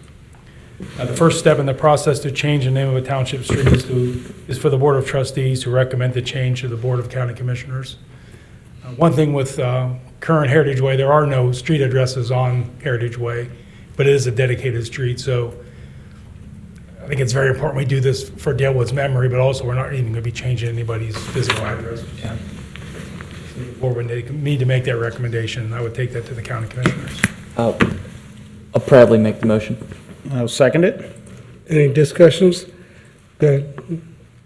This is the best thing we did, the memory of our Dale Woods. Appreciate doing this. It's been a very heartbreaking situation, but we'll always be there. Yeah. Heather, would you please make a roll call? This is the reason why I normally don't wear eye makeup to meetings. Mr. Insco? Aye. Mr. Rajagopal? Aye. And Mr. Unger? Aye. My second item is a motion to accept the monetary donation for the Mega Land project. I recommend the board approval of a motion to accept a $250 donation from Kathy Moore for the Mega Land playground replacement project. I would motion we do such a thing. I'll offer a second. Any discussions? Thank you for your confidence in the Board of Trustees. Kathy, we appreciate your donation. Thank you very much. Heather? Mr. Insco? Aye. Mr. Rajagopal? Aye. Mr. Unger? Aye. Fix it again. Thank you, Mr. Schwartzoff. Thank you, sir. Thank you, Carol. Okay, the next two items we have on the agenda are from the Planning and Zoning Department, and Mrs. LeCount will be delivering those. Thank you, Mr. Mills. First item before you is a recommended approval of a resolution declaring nuisance and ordering abatement. This resolution allows for the removal of uncontrolled vegetation and/or refuse at the following properties: 2585 Ambassador, 2848 Brampton, 2661 Breezy Way, 9743 Dunraven, 2723 LaGrove, 9616 Marino, 5255 Old Blue Rock, 5277 Old Blue Rock, 3777 Pool, 2474 Roosevelt, 10186 Season, and 10201 September. All properties that are abated by the township will have their property taxes assessed in order to reimburse the township for abatement services. This resolution and the township's abatement process comport with the Ohio Revised Code for nuisance violations. I would motion we approve the list you've just read. I'll offer a second. Any discussions? Not for mine. Not from I. Heather, roll call, please. Yes, I'd like the board to be aware that they are approving resolution declaring nuisance and ordering abatement. I'm sorry, who seconded that? Was that you, Greg? Yeah. Yes, okay. I will call the roll. Mr. Insco? Aye. Mr. Rajagopal? Aye. Mr. Unger? Aye. Thank you, board. Second item before you is a requested motion to set a public hearing on June 11th, 2019. Recommended approval of a motion for a public hearing to be set for a major modification to a preliminary development plan for zoning case ZA 2012-01 Joseph Toyota on June 11th, 2019 at 7 p.m. in the Colerain Township Trustee Chambers. The Colerain Township Zoning Commission is expected to make a recommended motion on the major modification to a preliminary development plan for the expansion of Joseph Toyota at their May 21st, 2019 regular meeting. This major modification would require a public hearing to be held in front of this Board of Trustees within 30 days of that recommendation. I just make a motion. I'll offer a second. It was Raj and then Greg, and I do have a question. Go ahead. Larry, so I could learn more about that. Is there a problem with me going to that meeting? Because I tend to stay away from those meetings. Yeah, I would not go to the zoning commission meeting because Okay. it's going to come before you for a Right, vote. okay, because I wanted to, I've heard Right. some chatter about that case, and so I will The not. meeting will be shown on Waycross. It's not shown live typically, but it will be. Should I watch that or not? I think it's best if the trustees make their decision on what they hear at the hearing. think that's in front of Okay, you. then I will not watch that meeting. I was curious about, that's why I don't go to zoning meetings, and I haven't been to one since I've been a trustee, because I don't want to mix the two. So that's why I asked. Thank you. No other. Any further questions? Other roll call, please. Mr. Inscoe? Aye. Mr. Rajagopal? Aye. Mr. Unger? Aye. Thank you. Thank you, Ms. LeCount. The administration only has one item of new business this evening, and that is a recommendation for a motion to appoint members to the Ohio, Kentucky, Indiana Regional Council of Governments Intermodal Coordinating Committee. Excuse me. The ICC members provide ICC as an Intermodal Coordinating Committee, provides general technical advice for the Executive Committee and Board of Directors as required by the OKI bylaws, and they review and comment on technical issues associated with the various studies and recommended plans before they are submitted to the Executive Committee and or Board of Directors. The Intermodal Coordinating Committee also advises and assists the Deputy Executive Director of OKI and their staff in getting data that is required for transportation planning and funding. Last year, Mrs. LeCount and Mr. Weckbach were our representatives, and the recommendation is for them to continue their service. Do they wish to continue their service? They do. Okay, that's important. We have a motion on the floor. Well, actually, I don't believe we made. I'll make a motion. You make a motion? Yeah. Okay. And I will second it. Any discussions? Not from I. Any? No. Thank you. Other roll call, please. Mr. Inscoe? Aye. Mr. Rajagopal? Aye. Mr. Unger? Aye. Very good. Thank you, Board. Okay, the next item on the agenda is our consent agenda. There are a number of items here. I'll roll through them real quick, and then... I think we should do them separately. Well, it's the consent agenda. If there's one that you would like to pull off of the consent agenda, we can make a motion to pull that off. Some of these hires or anything? So let me just roll through it and as a summary. So on the consent agenda, there is a settlement agreement between Colerain Township and a Jared Hendel. You'll recall that there was a mulch fire on East Miami River Road that lasted for weeks and required an incredible amount of fire and other emergency response.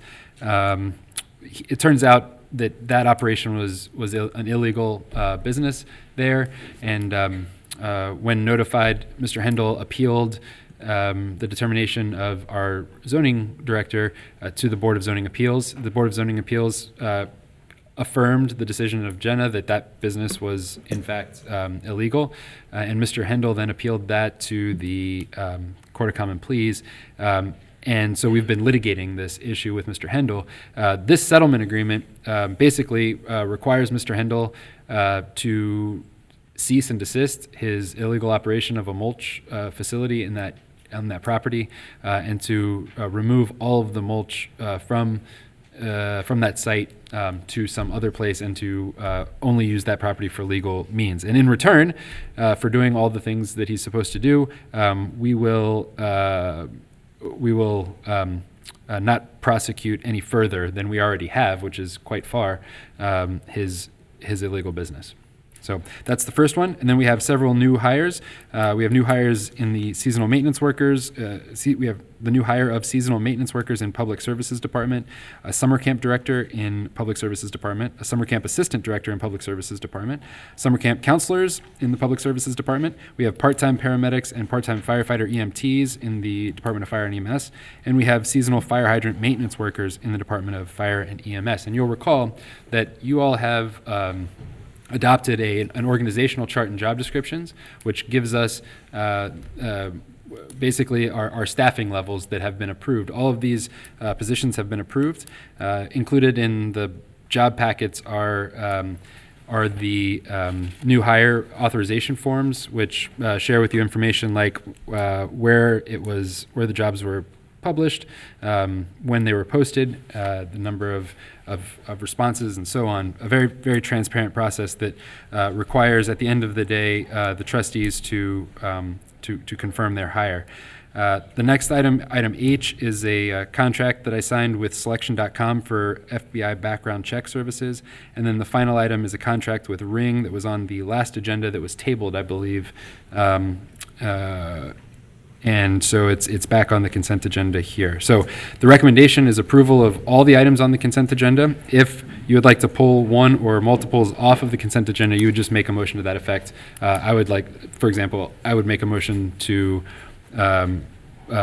consider item A separately, and then you would vote on that separately. Does that make sense? Larry, do any of these require a unanimous vote in order to pass? You want to pass? Because last year I had abstained on a few of these. That's why I was. I think we should break those out. Yeah. Let's just, I'm fine breaking them all out. You want to vote We'll on get them through all quick. individually? Yes. If you don't mind. So I will go ahead and, can I start with the first one? Sure. I would motion that we approve the settlement agreement in Colerain versus Hendel. Do I need I the second motion it. to change the agenda, or? No. Okay, No, I'm no, fine. no, stay with it. Okay, so it's been motioned by Dan and seconded by Raj. Any discussions? Not from me. Okay, I have a question. Yes. You go ahead and talk to him first. No, that's okay. Never mind. Go ahead. I also talked to Jeff, and you also concerned with Larry. I asked for the monetary compensation of this thing. He says is a part, actually legally you cannot sue them for the money because all the fire departments spend timing for It's the unlikely. illegal activities. According to our research, it's unlikely that we could recover for that, correct? Okay. It was approximately $12,500, I believe, in expenses that we incurred specific to this response. So we cannot collect that money. Cannot recover that. Right. Any further discussions? None from me. Other call for the, Mr. Insco? Aye. Mr. Rajagopal? Aye. Mr. Unger? Aye. Okay, the next item is the hire of seasonal maintenance workers in the Public Services Department.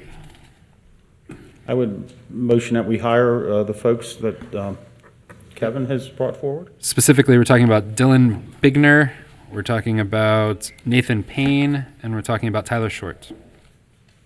I motion that we would approve that. I second it. Okay, any further discussions? I don't know any of these people, and I don't know, if somebody commented earlier what they look like. I don't know what they look like. I'm going on Kevin's recommendation. No other discussion from me. Okay, yep, all right. Go ahead and call for the roll. Mr. Insco? Aye. Mr. Rajagopal? Aye. Mr. Unger? Aye. Thank you, Board. The next item is the recommended approval of the hiring of a summer camp director in Public Services, Jenna Hilgefert. We have a motion, I would motion that we hire her. I second it. Any discussions? Not from mine. None from me. Roll call, please. Mr. Insco? I'll do as I did last year, abstain. Aye. Mr. Rajagopal? Aye. And Mr. Unger? Aye. Thank you, Board. The next item is the recommended hiring of a summer camp assistant director, Ms. Miranda Elliott. I would motion that we do such a thing. I second. Any discussions? None from me. Not from mine. I think Miranda did a great job last year. Like to see her back. Very positive comments got from last year.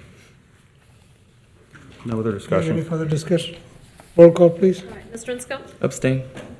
Mr. Rajagopal? Aye. Mr. Unger? Aye. Thank you, Board. The next item is the recommended hire of summer camp counselors in the Public Services Department, including Ms. Brianna Axt, Mr. Kevin McMillan, Ms. Madison Mead, Ms. Rachel Ashton, Ms. Julia Carter, and that's it. I would motion that we hire the names you've just listed. I second. Any discussion, please? I don't know any of these people. Same. I got to know them all last summer. They're great people. It was wonderful. It was a great summer. I'm going on the recommendation of our Public Works Department. Public Works Department. I hope that you made a fair decisions. No Hire other these discussion people. from me. Okay. Roll call, please. Mr. Insco? Abstain. Mr. Rajagopal? Aye. Mr. Unger? Aye.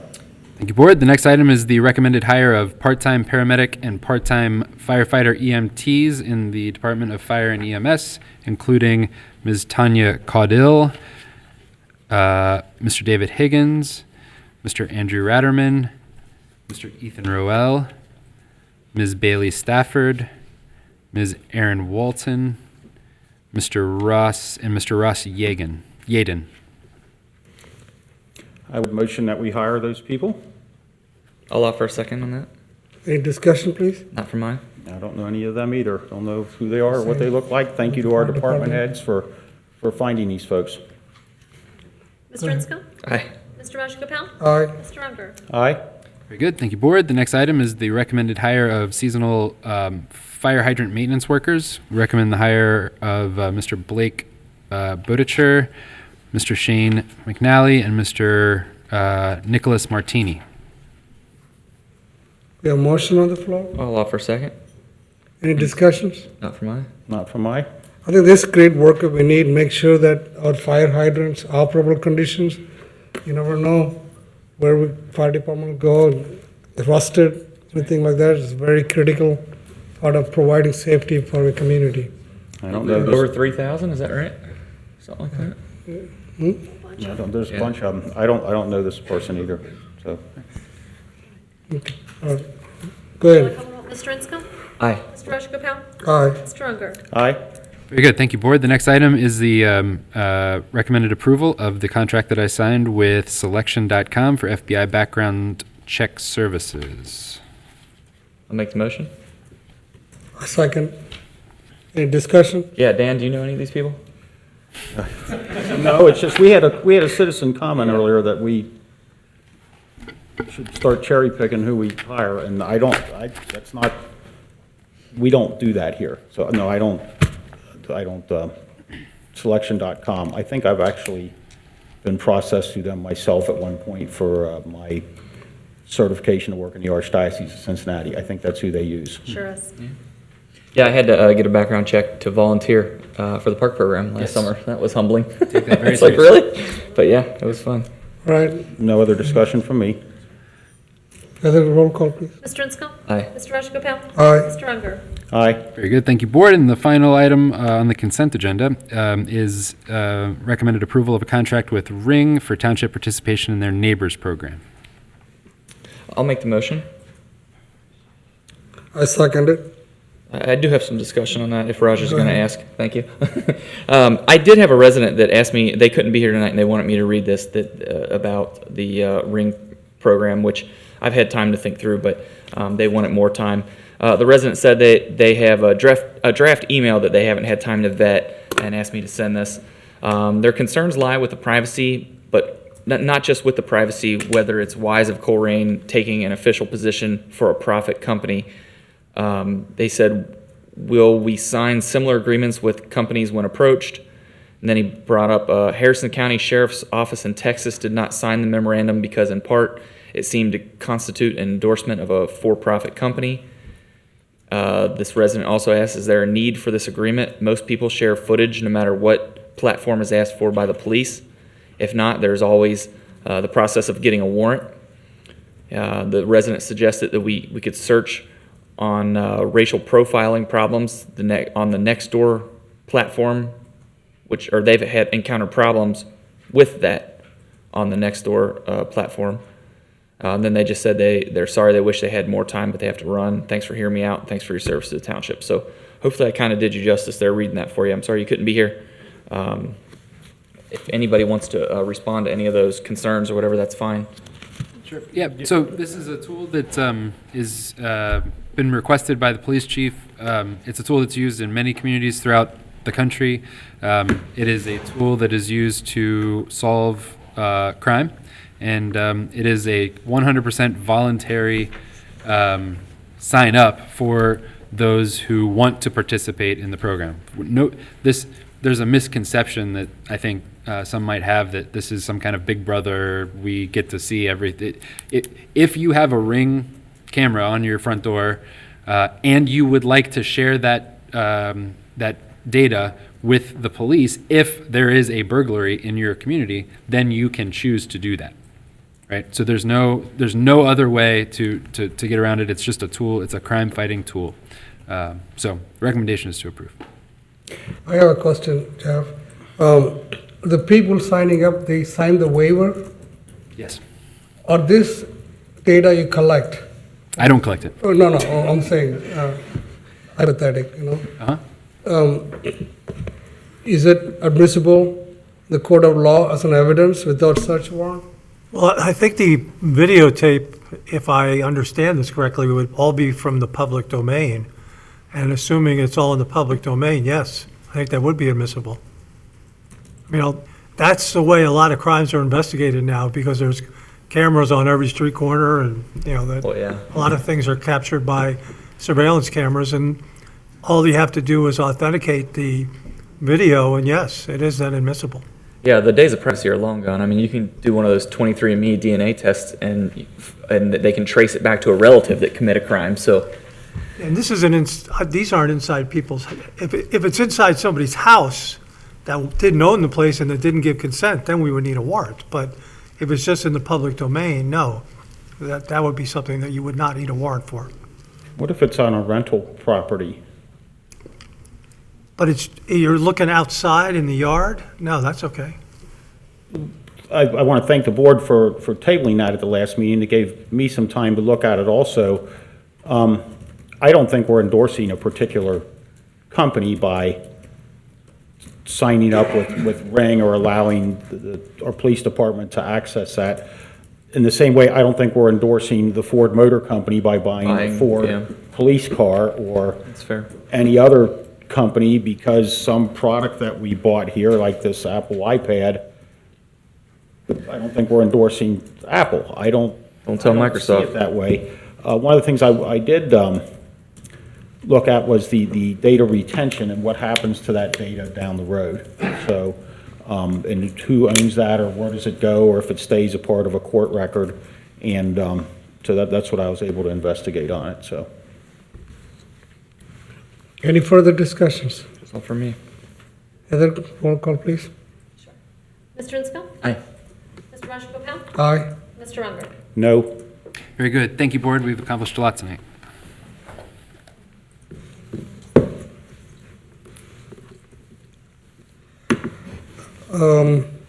Fiscal office report. Before I begin my actual report, I did want to talk a little bit about the Moody's rating. The last time we were rated was in September of 2017. Okay. At which point we maintained our rating of AA1. And just as a little bit of comparison, because that, that doesn't really tell you anything. Back in 2017, from which is when I have this information from, Moody's rated 557 local governments in the state of Ohio, with the majority of local government issuers, which was 26%, receiving an A1 rating. Now, the ratings are AAA, AA1, AA2, AA3, and A1. So obviously, the AA1 rating is the second highest rating you can receive. And it looks as though back then there were only 24 local governments in Ohio that had that AA or that AAA rating. And there were 54 that had the AA1. AA2 was 138. So we were in very good company with that rating, and it is an excellent rating. How often is that updated? It typically is updated when we want to sell bonds, or we want to go out from, we want them to. More bonds. Right. It's been over a year and a half since it's been updated. Did I follow that correctly? Yes, but it didn't really, we And didn't I really think have that's when the previous board applied for the bonds for the industrial park. Exactly. That would be Exactly. right. So that's why that was done. Right. Also, our wealth funding, like a reserve, where we have like about $21 million. Right. Yeah, that's also play the integral part in rating our wealth funding. We got investment in the back. So we're not negative in funding. That's very integral part. Indeed. So that's just a little information there. Thank you, Heather. Sure. Let me move on to my regular report now. I'd like to ask the board set a public hearing for something very exciting, and that is to set a public hearing for the Northbrook Lighting District on Niagara and Adair for May 28th, 2019. It does require your action. I'll offer a motion. I second it. Any discussion? What, is there a time that you would assign to that, or? 7 PM for just at the Okay, regular, or 6 PM. Tuesday night, May 28th. Right, That, just right? as part of the regular, it'll be part of the meeting. the regular Okay. meeting, right. No other discussion? I want to thank, it was Mike here, Mike Buckman, Mike, Chad, these people went around, got Connie, signatures. Lori, Laura, Connie, yeah. Lori, Yeah, they're and good. I was excited when I started saying that, when I started this, proposing this, the lighting, finally it comes true. I'm very happy about this, and we're gonna move forward with lighting. If anybody wants to, well, we're going to have a hearing on it. If anybody wants to speak on that issue, please be here Tuesday night, May 28th. Hear ye, hear ye. So, Hear ye, hear ye. Yeah, all right. Any All right. further? Any Bring further your discussion? bugle. Yeah, no, not for mine. All right, Mr. Insco? Aye. Mr. Rajagopal? Aye. Mr. Runger? aye. And then I'd also like to recommend that the Board of Trustees transfer the Best Buy TIF funds.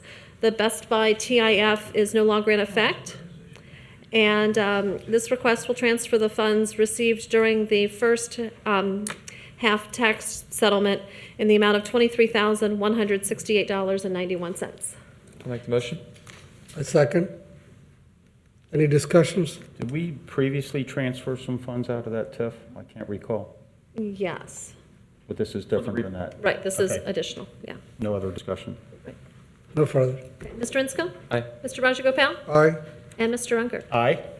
And if I were Mr. Mills, I would comment that this is our economic development. At work. All right, I'd like to ask for the board's usual approval of payroll, purchase orders, and receipts. We have motion? You motioning, Yeah. and I will second. Okay. Any discussions? None from I. Mr. Insco? Aye. Mr. Rajagopal? Aye. And Mr. Unger? Aye. All right. And I have one liquor permit that I've received from the Ohio Division of Liquor Control. It's for a new print for Himalayan Peace Restaurant LLC at 7810 Colerain Avenue. I spoke with Chief about this, Chief Denny about this prior to the meeting, and he sees no need for a hearing. So we can, if the board agrees, I'll go ahead and send this on back to him. Sure, I'll make the motion. Do you need motion for this? No. I normally don't, I don't but think so. if the board doesn't have any objection, I'll just Oh, go. okay. And that's at 7810 Colerain. Yes, from looking at Google or Maps, it seems to be the location. There's also a fantastic Mexican restaurant that's also shares the same building. It's near the Duke project. Yeah, La Canasta, yeah. So it's near the Duke Energy development. Fabulous. I forgot there was a restaurant in there, because it's like a, yeah. They should be, they Yes, I- should be, What time do they open until, you know? Do I hear you laughing in there, Dana? no, you don't hear me. The, Okay. Siri will tell you. All right. I would like to comment, while we're talking about that, I've gone down, I've actually visited the guys in the job trailer from Turner Construction at the Duke project, and I'm pleased to see it's moving along quite well. Anybody who wants to drive down Colerain Avenue and have a look, you're going to see other economic development in that area too, because Duke takes pretty good care of their employees, and hopefully they'll be showing up there someday and patronizing local businesses, and you'll see a rebirth, which is a critical thing in that part of the township. So, no Okay. other comments. All right. So the next on the agenda is executive sessions if needed. No. No. Why'd you shake your head so fast? So, Okay. We got plenty of time. It's not even 9 It's yet. not, the, motion to adjourn. I'm sorry. I would motion that we motion adjourn the meeting. I second it. Any discussions? None from I. Okay. Roll call, please. Mr. Insco? Thank you all for being here tonight. Aye. Mr. Rajagopal? Aye. And Mr. Unger? Aye. Meeting is adjourned. Thank you so much.